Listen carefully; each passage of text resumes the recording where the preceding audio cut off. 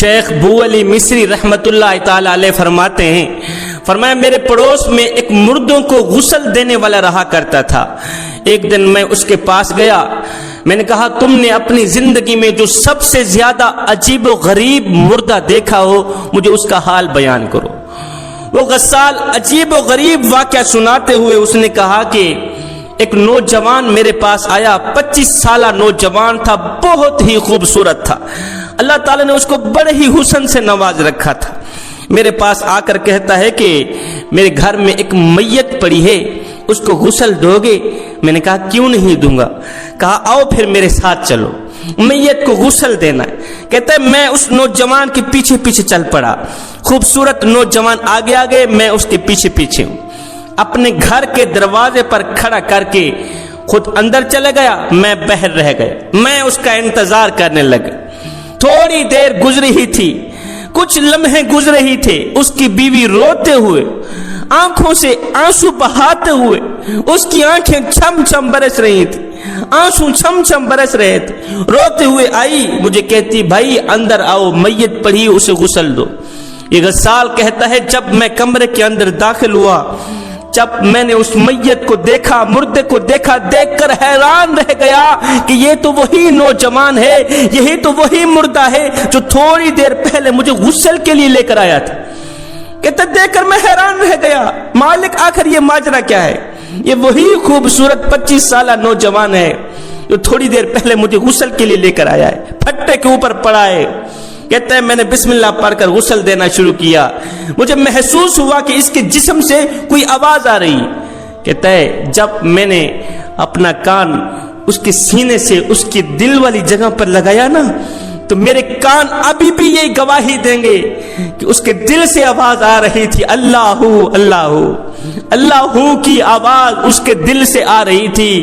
مر گیا ہے، جان نہیں رہی اندر، روح اندر نہیں رہی، پھر بھی اس کا دل پکار رہا ہے اللہ اللہ، چہرہ نور کی طرح چمک رہا ہے۔ خیر میں نے اسے غسل دیا، غسل دینے کے بعد اس کو کفن پہنایا، اس کے جنازے میں شریک ہوا، جنازہ پڑھا۔ جنازہ پڑھنے کے بعد جب اس نوجوان کی تدفین کرنے لگے، دنیا دیکھنے والی تھی، دیکھ کر حیران رہ گئی کہ اس نوجوان کا جو چہرہ تھا اللہ اکبر چاند کی طرح چمک رہا ہے، اور سب سے بڑی بات اس کی قبر میں ایسا لگتا تھا جیسے گلاب کے پھول اگے ہوئے جن کی خوشبو سے قبر میں عطر پھیلا ہوا ہے، قبر میں خوشبو پھیلی ہوئی۔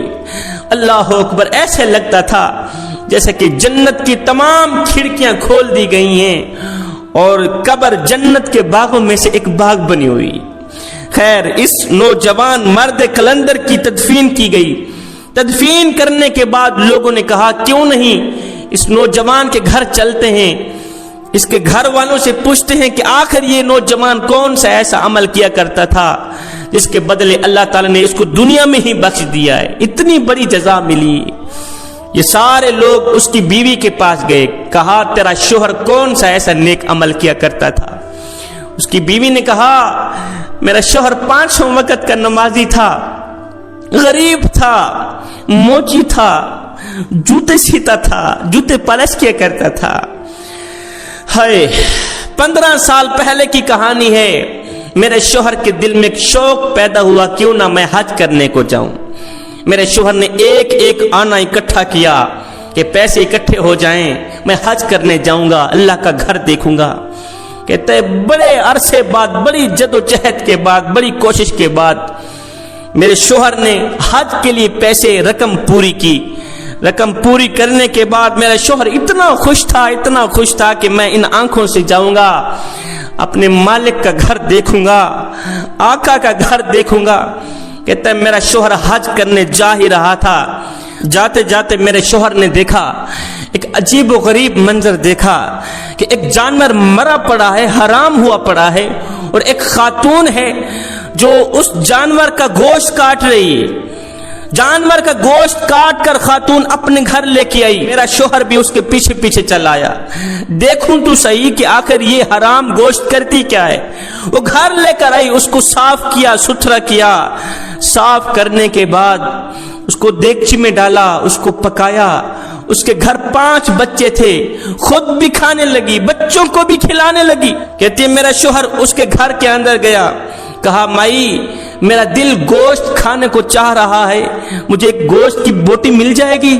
اس خاتون نے کہا نہیں بھائی، یہ گوشت ہمارے لیے حلال ہے مگر تمہارے لیے حرام ہے، میں آپ کو ہرگز نہیں دوں گی، یہ گوشت تیرے لیے حرام ہے، میں لاوارث ہوں، میرا کوئی وارث نہیں ہے، ہمسائے میری مدد نہیں کرتے، شوہر میرا فوت ہو گیا ہے، 5 میرے بچے ہیں، کوئی دیکھ بھال کرنے والا نہیں، کوئی کھانا کھلانے والا نہیں، میں جا رہی تھی، بچے رو رہے تھے، حرام جانور مل گیا، گوشت لے کر آئی، خود بھی کھائی، اپنے بچوں کو بھی کھلایا ہے۔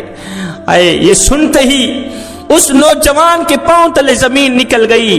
نوجوان اپنے اندر حضرت انسان سے اپنے نفس کو کہنے لگا، او نفس تو حج کرنے جا رہا ہے اور تیرے محلے والے اتنے غریب ہوئے پڑے ہیں، ان کے پاس پیسے نہیں کہ حرام کھا رہے ہیں، اور تو حج کرنے جا رہا ہے، محلے والے حرام کھا رہے ہیں، جب مرے گا اللہ کو کیا منہ دکھائے گا کہ میں ایک ایک آنا اکٹھا کر کے حج کرنے کو تو چلا گیا تھا لیکن اپنے ہمسایوں کا خیال نہیں رکھا تھا، اپنے علاقے والوں کا خیال نہیں رکھا تھا، یہ بیچارے حرام کھاتے رہے۔ کہتی وہ سارے حج والے پیسے میرے شوہر نے اس خاتون کو دے دیے کہ تو بھی کھا، اپنے بچوں کو بھی کھلا، بس میرا حج ہو گیا ہے، گھر چلا آیا۔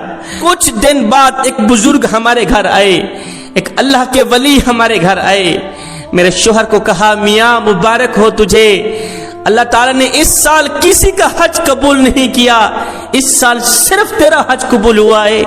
کہتا ہے میاں میں تو حج کرنے گیا بھی نہیں ہوں۔ کہتا ہے واقعہ کچھ اس طرح کا ہے کہ میں اللہ کے گھر میں سویا ہوا تھا، میری آنکھ لگی، میں نے خواب میں دیکھا 2 فرشتے آسمان سے زمین پر اترے ہیں، ایک دوسرے سے پوچھ رہے ہیں کہ اس دفعہ کس کا حج قبول ہوا ہے کس کا نہیں ہوا۔ ایک فرشتہ کہتا ہے اس سال کسی کا حج بھی قبول نہیں ہوا اور جس کا حج قبول ہوا ہے وہ آیا بھی نہیں ہے۔ اچھا کس کا حج قبول ہوا ہے؟ کہتا ہے وہ ایک موچی ہے، فلاں علاقے کا، فلاں شہر کا، فلاں گاؤں کا، فلاں محلے کا رہنے والا ہے، وہ آیا بھی نہیں ہے، اس کا حج قبول ہو گیا ہے۔ غریب کی مدد کیا کرو۔ اس نے ایک غریب خاتون کی، غریب بچوں کی مدد کی، کھانے کے لیے پیسے دیے، کھانے کے لیے روٹی دی، حج کرنے نہیں گیا، اس کا حج قبول ہو گیا ہے۔ جیسے ہی اس کے منہ سے ایک جملہ نکلا تھا کہ بس میرا حج یہی ہے، اللہ تعالیٰ نے فوراً ہی اس کی یہ دعا قبول فرمائی، اور میں تو حج کرنے نہ بھی جا تیرا حج قبول ہو گیا ہے۔ یہ واقعہ گزرنے کے بعد ایک دن میرے شوہر نے دونوں ہاتھ اٹھائے، عرض کی مالک میرا حج تو قبول ہو گیا، اب میں بس تیرا ہی دیدار کرنا چاہتا ہوں۔ غیب سے آواز آئی، او میرے بندے، او میرے بندوں کی دیکھ بھال کرنے والے، او میرے بندوں کو کھانا کھلانے والے، تو جب بھی میرے پاس آ تیری مرضی ہے۔